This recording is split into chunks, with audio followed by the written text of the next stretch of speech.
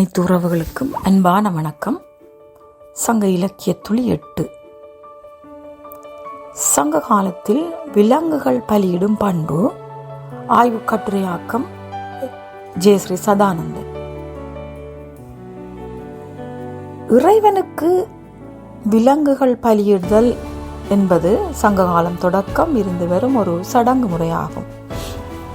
ஓர் உயிரை கொடுப்பதன் மூலம் இன்னொரு உயிர் காப்பாற்றப்படுகின்றது, பாதுகாக்கப்படுகின்றது அல்லது வளம் பெறுகின்றது என்ற நம்பிக்கை அன்று தொட்டு இருந்து வந்திருக்கின்றது. விலங்கு பலியிடும் வாழ்வியல் பண்பு சங்க இலக்கியங்களினோடு இங்கு ஆய்ந்து நோக்கப்படுகின்றது.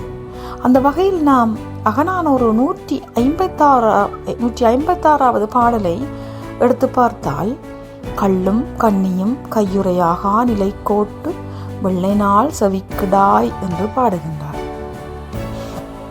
காதலில் இருக்கும் தலைவியை கண்டு அவள் தாய் நீர்த்துணைக்கு அருகில் நிலை பெற்றிருக்கும் கடவுளுக்கு மகளின் இந்த நிலைக்கு தெய்வ குற்றம் என கருதி கள்ளும் காந்தல் பூக்களால் ஆன கண்ணியும் என்றால் மாலையும் நிலையான கொம்புகளையும் தொங்கும் காதுகளையும் உடைய வெள்ளாட்டு கிடாயும் உட்பட எல்லாம் கையுறையாக படைத்து பலியிட்டு போற்றினாள் என்று ஆவூர் மூலங்களார் இந்த பாடலில் பாடுகின்றார். அடுத்து வேலன் விளையாட்டு அயர்தல் என்ற ஒரு பண்பாடு இருந்திருக்கின்றது. குறிஞ்சி நிலத்தில் மகளானவள் காதல் பித்து பிடித்திருந்தால் வேலன் என்பவன், அதாவது முருகனை பூசிக்கும் பூசாரி, வேல் கொண்டு வேலன் விளையாட்டு நிகழ்த்தி அந்த பெண்ணின் மனநிலையை மாற்றுவான். அந்த நேரம் இறைவனுக்கு பலியிட்டு வழிபடுவர். அதே போன்று மருத நிலத்திலும் அந்த நில மக்கள் நீர்த்துறை கண்ணுள்ள கடவுளுக்கு பலியிட்டு போற்றி வணங்கி வந்திருக்கின்றார்கள்.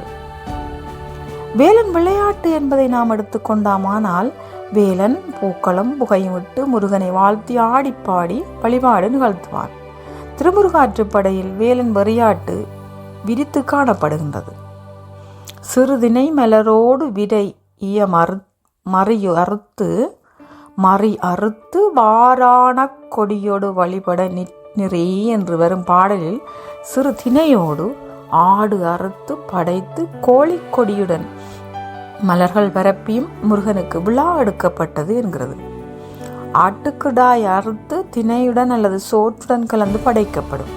இது முருகயர்தல் அல்லது முருகாற்றுப்படுத்துதல் என்று அழைக்கப்படும். எளியோரின் தெய்வமாய் நின்று முருகன் திணையையும் ஆட்டையும் ஏற்று தமிழரோடு நின்ற காலம் போய் இன்று வேறு நிலை வந்துவிட காரணம் ஆரியர் வருகையே என்பது இங்கு புலப்படுகின்றது. இன்றும் சிறுதெய்வ கிராமப்புற வழிபாட்டில் பலியிடலும் அசைவ படையலும் முக்கிய இடம் பெறுகின்றன. தமிழ்நாட்டில் இன்னும் சில மலைவாழ் ஊர்களில் பல்வகை காய்கறிகளோடு முருகனுக்கு அசைவ உணவுகளும் படையலாக படைக்கப்படுகின்றன. கிராமப்புற தெய்வங்களுக்கு பலியிடுதல் இடம்பெறுகின்றது. நமது ஈழத்திலும் சில இடங்களில் எமது பெற்றோர்கள் சிறுவர்களாக இருந்த காலத்தில் கிராமப்புற தெய்வங்களுக்கு ஆடு, கோழி போன்றவற்றை பலியிட்டு இறைவனை வணங்கினார்கள் என்று கேள்விப்பட்டிருக்கின்றோம். ஆனால் காலப்போக்கில் எல்லா சிறு தெய்வங்களும் அசைவத்தை விட்டு சைவத்துக்கு மாறி வந்த நிலை காணப்படுகின்றது. இன்று அருவருப்பாக நாம் பார்க்கும் இந்த பலியிடும் பண்பு அல்லது அசைவ படையலும் எமது வாழ்வு முறையாக அன்று இருந்திருக்கின்றது.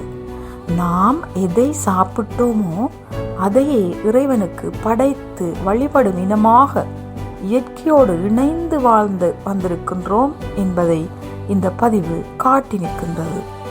இந்த வரலாற்று உண்மையை நாம் எண்ணி பார்க்க வேண்டும். நன்றி.